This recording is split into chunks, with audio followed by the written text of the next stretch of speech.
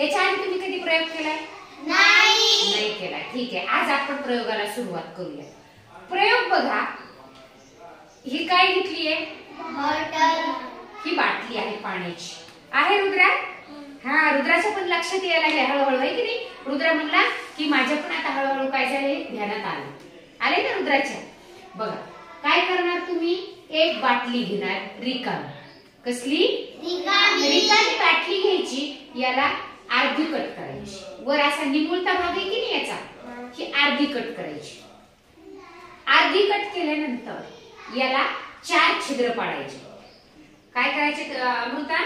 4 छिद्र पाडायचे. रुद्रा काय करायचे? 4 छिद्र पाडायचे. बघा, पण हे प्रयोग करताना मोठ्यांची मदत घ्यायची. आपल्याला जर काही नाही आलं तर, म्हणजे आपली आई असेल, आपले बाबा असतील, आपली आजी असेल, आपले आजोबा असतील. आता ही बाटली आपल्याला जेव्हा कट करायची तेव्हा आपण एकट्यानं नाही करायची, आपल्या सोबत आपणच करायचं, पण मोठे आपल्या जवळ असताना करायचं. मग अर्धी कट करायची, त्यानंतर 4 छिद्र पाडायची.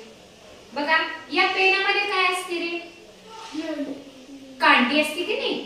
पेनामध्ये ही कांडी असते. ही ज्याची रिकामी झालेली कांडी घ्यायची. रिकामी झालेली. रिकामीच का बरं घ्यायची? शाई असली तर काय होईल? अडचणी. ही रिकामी संपलेली कांडी घ्यायची. आपण या बाटलीला किती छिद्र पाडले रे रुद्रा? 4. मग याचे सुद्धा 4च तुकडे करायचे. किती? 4 तुकडे करायचे आणि या छिद्रामध्ये फिट करायचे. करणार तुम्ही? लक्षात आले इथपर्यंत?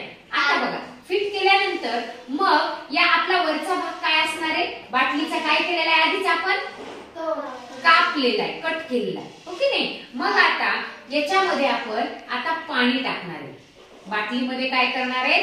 पाणी टाकणार. आता हा प्रयोग आपण आपल्याकडे जेव्हा बाटली असेल ना रिकामी तेव्हा आपण प्रत्यक्ष करूया. आता आपल्याकडे बाटली नाहीये रिकामी म्हणून थोडी अडचणी, काही हरकत नाही.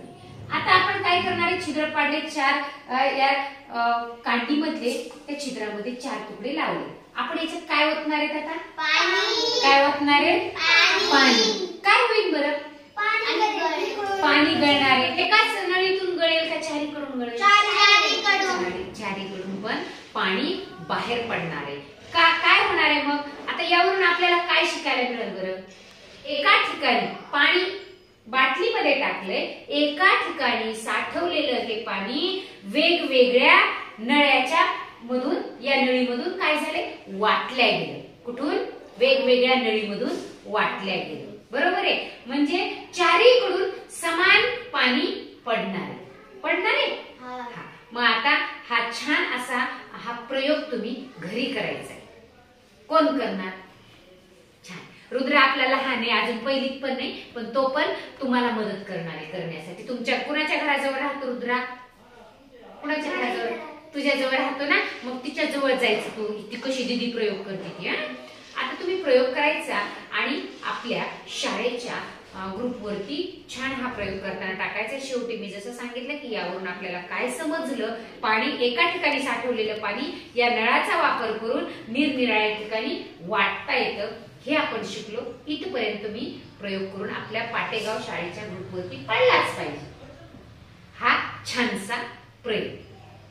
बघूयात आपण तुम्ही तिघींमध्ये कोण उत्तम सांगताना पण आणि त्यावरून काय समजलं. इथपर्यंत आपला प्रयोग या पद्धतीने सादर करायचा. छान.